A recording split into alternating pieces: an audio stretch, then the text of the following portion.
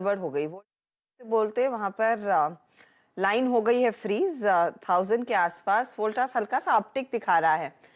तेजी है या मंदी, बताइएगा कविता जी जब फिर से जुड़ जाए। ये एक इंटरेस्टिंग ट्रेड, क्योंकि डे लो से एक स्टॉक में बहुत तगड़ी रिकवरी देखने को मिली। आपको याद होगा कल वोल्टास, हेवल्स, इन स्टॉक्स की हम चर्चा कर रहे थे जब वो खबर निकल कर आई थी रॉयटर्स के हवाले से कि दरअसल रेफ्रिजरेशन वाली कंपनियों को और गवर्नमेंट इंडियन भारतीय कंपनियों को सपोर्ट करना चाह रही है, जो जो भारत में प्रोडक्शन कर रहे हैं उनके सपोर्ट में दरअसल कुछ एक्शन लिया जा सकता है। तब इन स्टॉक्स में एक रिलीफ रैली आती हुई दिखाई दी थी। बताइएगा अगर कविता जी को हमने रीपैच कर लिया। अच्छा, कुछ लाइन में दिक्कत है, तब तक राजेश अग्रवाल से बात की जाए। अग्रवाल साहब, आफ्टरनून। अनफॉर्चुनेटली एक और फ्राइडे जहां पर मार्केट की हालत फिर पतली है, तो बताइए आपकी अप्रोच क्या है, क्या ट्रेड लेंगे? गुड आफ्टरनून हर्षिता जी, गुड आफ्टरनून वेदन जी, पैनल में जो दूसरे मित्रगण हैं सबको नमस्कार। सही कहा आपने, फिर एक शुक्रवार है और फिर एक फ्राइडे है, FRY फ्राइडे। सो फ्राई हो गया है। दिक्कत भरा सेशन तो रहा है। हाँ, फ्राई हो गया। तो दिक्कत भरा सेशन तो रहा है और जिस तरह की गिरावट झेल रहे हैं, बट सबसे अच्छी बात यह है कि वॉल्यूम नहीं है। तो ये जो गिरावट आ रही है ये बिना वॉल्यूम के आ रही है और मुझे कोई आश्चर्य नहीं होगा कि अगर ये 16,100 और 200 के बीच में कहीं पर सपोर्ट ले, अनलेस एंड अनटिल के यूएस से कोई बहुत खराब डेटा निकल कर ना सामने आए। इस यूएस के डेटा के अलावा अगर आप देखेंगे तो इस महीने में, माने अगले हफ्ते में अगर आप देखो तो ECB की रेट हाइक की बात है, बैंक ऑफ जापान के रेट्स के डिसीजन है, बैंक ऑफ इंग्लैंड की हैं, तो ऐसे कई चीज़ें हैं। इस वक्त बाजार पे 3 आर हावी हैं, रुपया, रेट और रशिया।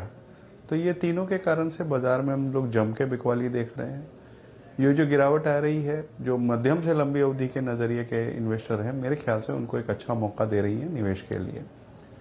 इस वक्त अगर फ्रंट लाइन काउंटर्स में थोड़ा कोई स्टॉक देना हो तो मैं समझता हूँ दीपक नाइट्राइट का रहेगा। 100 के ऊपर उनके प्रोडक्ट्स है, फेनोलिक्स में अच्छा बिजनेस चल रहा है, पेटकेम के एक्सपेंशन हो चुके हैं।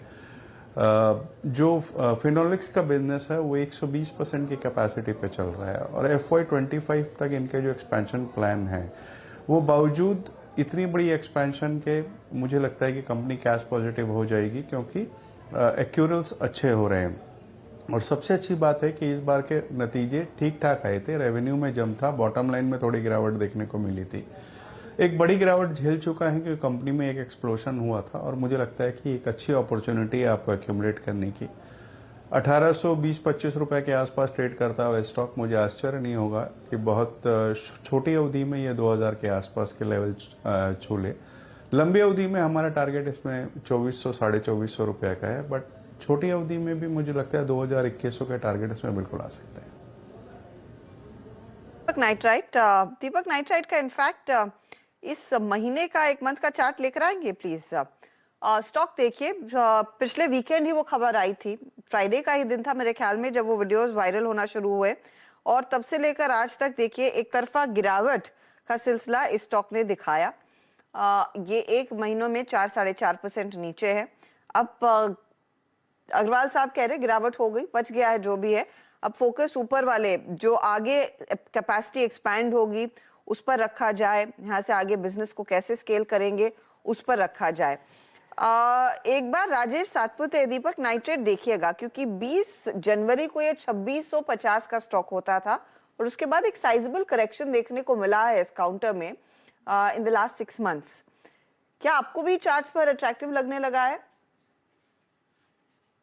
जो करेक्शन शुरू हुआ था वो था करीबन 2350, एक्सक्यूज मी, 2350 से 2400 के आसपास से ये करेक्शन शुरू हुआ करीबन 1800 के लेवल तक।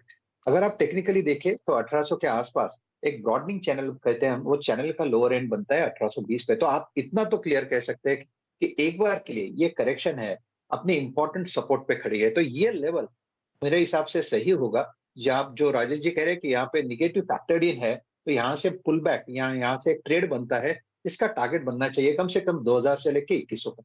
तो मेरे लिए तो मैं ये डेफिनेटली कहूंगा कि Deepak nitrite is a good buy at this level of 1800।